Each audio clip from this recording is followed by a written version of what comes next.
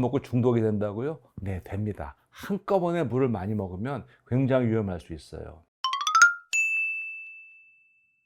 안녕하세요, 김흥빈입니다. 온 세상은 물로 되어 있다. 약 2700년 전에 서양 철학의 아버지라고 불리는 탈레스가 한 말이죠. 지금 우리가 보면 무슨 온 세상이 물냐 이렇게 말할 수 있지만, 그래도 그 옛날에 신들이 세상을 만들어 지배한다고 하던 시절에 이렇게 자연을 분석해야 했던 시도는 그래도 충분히 평가를 해야 될 것 같아요. 근데 따지고 보면은요, 이 물은 세상까지는 아니지만 생명체, 이 생명의 근원은 될 수 있어요. 지난 우리 생명과학 교과서 속으로 영상에서도 물이 몸에서 어떻게 흡수되고 어떻게 저혈형되나 설명드렸잖아요. 그 영상을 보시고 시청자 한 분이 또 좋은 댓글 달아주셨어요. 아니, 그 영상을 봤는데 도대체 물이 어떻게 해서 콩팥 속아서 되는 거냐 질문을 주셨거든요. 물이 우리 몸에 흡수되고 저혈형되는 통로는요, 바로 일단 혈관이죠. 어쨌든 장을 통과하면서 혈관으로 들어가서 모든 우리 장기를 혈관이 연결하니까 혈관을 통해서 이제 물이 이동하고 재활용이 되는데요. 다들 아시겠습니다만은 사람을 비롯한 생명체의 한 70%가 물이잖아요. 물이 정말 중요하거든요. 체온 조절할 때 필요하죠. 아니, 안구 건조증도 있고 눈, 코 이런 점막 촉촉하게 해주죠. 그리고 이 미네랄과 영양소가 물에 녹아 흡수할 수 있죠. 관절에서 부드럽게 윤활유 역할, 들어온 거 있을 때 해로운 거 들어오면 얼른 물에 녹여서 밖으로 배설해야죠. 그리고 물이 적당해야 변비도 안 걸리겠죠. 이처럼 물은 굉장히 중요한 역할을 하고 있어요. 좀 더 구체적으로 보면은 우리 몸에서 물이 한 1% 정도만 모자라도 갈증이 나타나고요. 10%가 부족하면은요, 아주 위험한 상태가 되고 20%가 부족해지면 목숨을 잃게 된답니다. 물의 중요성을 제가 얼마 전에 영화를 하나 봤거든요. 듄2라고. 거기 보면은 아라키스라는 행성이 나오잖아요. 사막으로 되어 있죠. 거기 사는 사람들, 프리맨이라고 나오는 그 족속은, 그 가문은 물을 정말 소중히 여기잖아요. 그 영화 보면 심지어 눈물 흘리는데 물 낭비한다고 눈물 찍어서 먹고. 프리맨 족속이 하코넨, 거기서 이제 빌런으로 나오죠. 하코넨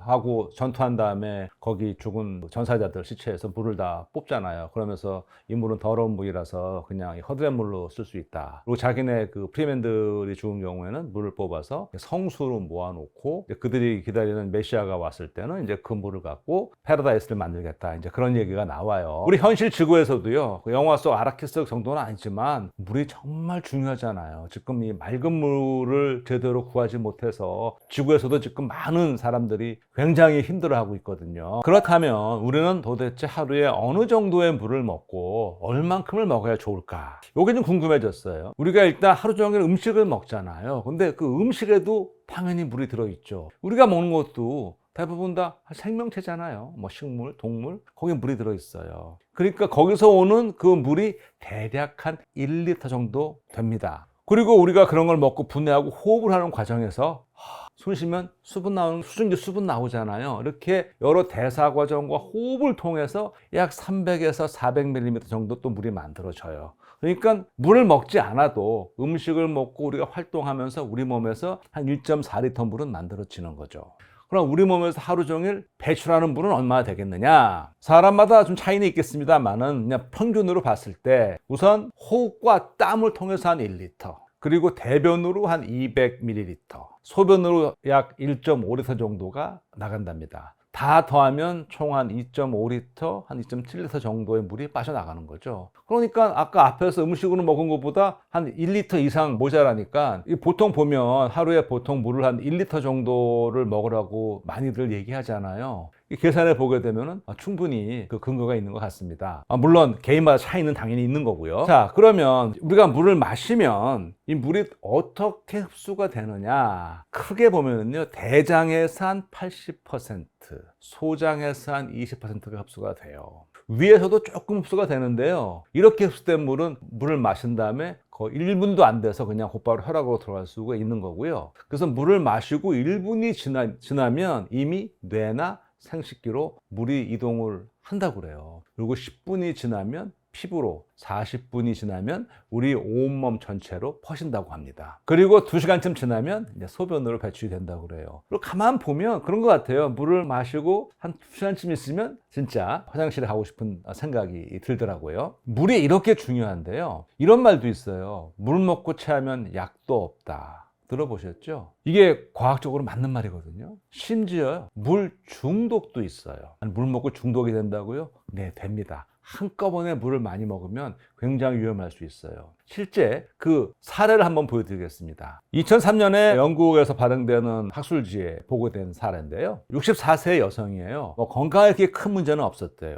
근데 사망 전날 물을 약 30잔 이상을 갑자기 먹었대요. 막 토하기도 했대요. 근데 그래도 이 여성은 막 히스테리를 부르면서 계속 물이 부족하다고 막 소리치면서 계속 물을 마셨답니다. 그렇게 물을 마시다가 잠이 들었고요. 얼마 있다가 숨을 거두고 말았어요. 사망 원인은 급성 물 중독으로 인한 저나트륨 혈증이에요. 그러니까 물을 너무 많이 먹어서 피가 희석이 돼갖고 거기에 있는 이온, 전해질이 확 내려가서 사망하게 된 것이죠. 이렇게 급성 물 중독에 걸리는 경우는요, 보통 정신적 다음증, 그러니까 심리적인 그 문제가 있는 거예요. 심리 상태가. 정신적으로 물을 많이 마신다는 것이죠. 이런 환자들에서 이제 드물게 보고가 되고 있고요. 그리고 아주 이건 안타까운 얘기인데 간혹 가다가 아동학대로 인해서 아이한테 막 물을 먹여서 물 중독 사례가 보고되는 경우도 있다고 합니다. 이렇게 물을 많이 먹으면요, 뇌 손상을 일으키고 때로는 치명적일 수 있습니다. 실제로요, 2023년 8월에 미국에서 건강한 30대 여성이 물 중독으로 목숨을 잃었어요. 이분이 이제 가족여행을 갔다가 막 더워서 너무 목이 마르고 지치니까 물 2리터를 급하게 마신 거예요.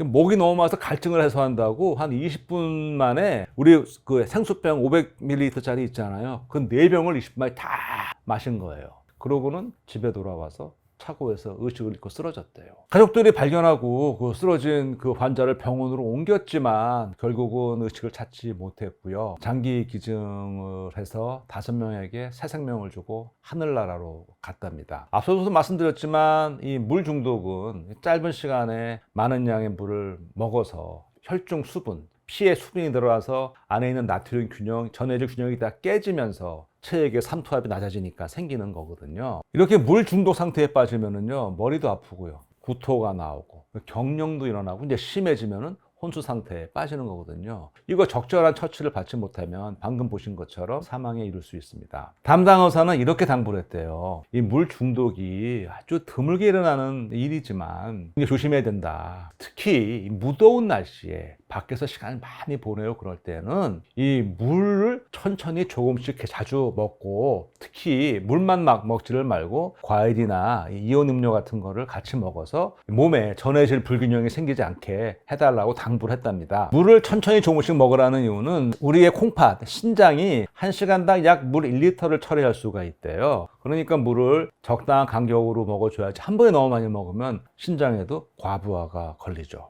그리고 만약에 이제 물을 많이 먹어서 두통이 온다거나 갑자기 피로감이 몰려온다면 이게 물 중독 초기 징후일 수 있다고 그러거든요. 만약에 그렇다면은 망설이지 말고 병원을 방문하라고 그렇게 당부를 했답니다. 저는 이 인체에서 물의 기능을 보면서 이런 한자성어가 떠올랐어요. 과유불급. 물은 우리 생명의 근원이 되는 건데 너무 많아도 안 되고 적어도 안 되고 늘 적당량을 우리가 유지해서 가야 되는 것이죠. 이게 건강의 기본이 된다는 얘기예요. 제가 그 댓글을 보고 이 영상을 이렇게 준비하는 동안에 그 댓글에 답글이 올라왔어요. 늘 그 좋은 댓글을 달아주시는 바쿠콜님인데요. 그 댓글이 올라와서 제가 준비한 내용을 다 압축해서 설명을 해 주셨어요. 그리고 질문을 올리셨던 분도 이해를 했다고 말씀하셨고, 그런데 이 바쿠콜님이 올리신 댓글을 보니까 이분은 진짜 생물학뿐 아니고 이 의생물학에 상당한 전문가이신 게 분명해요. 그래서 제가 이분을 한번 모시고 싶어서 댓글까지 달아놨습니다. 혹시 괜찮으시면 한번 채널에 나와주십사. 바쿠콜님 한번 이거 보시면 다시 한번 부담 갖지 마시고 나오실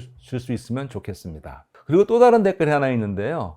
요건 또 다른 이 재미가 있어요. 제가 그 치아 손실과 맞바꾸는 소화제를 말을 듣고 제가 프로바이오틱스 얘기도 하면서 이게 말씀을 드렸잖아요. 그런데 또 다른 시청자께서는 이렇게 말씀해 주셨어요. 이거 새로운 시각이다. 당신은 소화제가 펩시인 줄 알았다. 콜라인 줄 알았다. 이렇게 말씀하셨거든요. 이거 좋습니다. 이거 아주 신선한 아이디어예요. 제가 원하는 게 바로 이거거든요. 제가 사진 하나 보여드릴게요. 자, 이 사진은 제가 찍은 겁니다. 이거 부산 해운대 앞바다예요. 저 멀리 5, 6도가 보이시죠? 두 사진 중에 어느 게 더 잘 나온 것 같으세요? 자, 왼쪽 거, 오른쪽 거. 저는 이 사진을 굉장히 많은 분들께 보여드렸어요. 일반 강연에서.